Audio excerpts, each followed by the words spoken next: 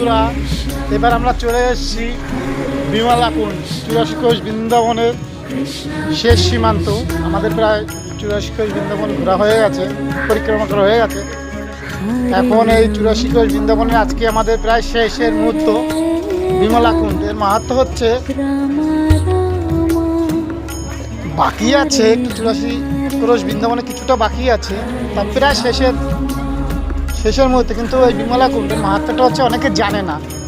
যে কারণটা হচ্ছে, বিমলা নামে এক রাজা ছিল, তার নাকি 100 কন্যা শ্রীকৃষ্ণকে দান করেছিল। কিন্তু শ্রীকৃষ্ণ যখন বৃন্দাবন ছেড়ে যখন ওই সখীয়ারা হয়ে যখন মিশেছিল 100 বছর, তখন সেই কন্যাদের চোখের জলে এই কুণ্ডটা তৈরি হয়েছে। তার নাম হয়েছে বিমলা কুণ্ড।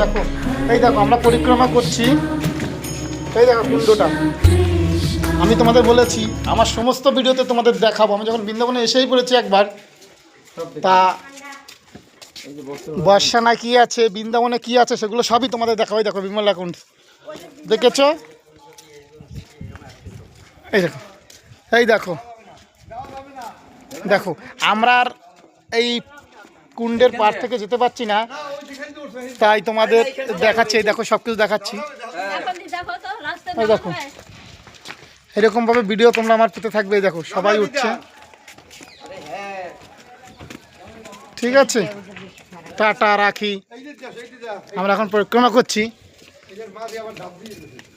নেক্সট ভিডিওতে আবার দেখা হবে। সবাই ভালো থেকো, সুস্থ থেকো। Thank you so much.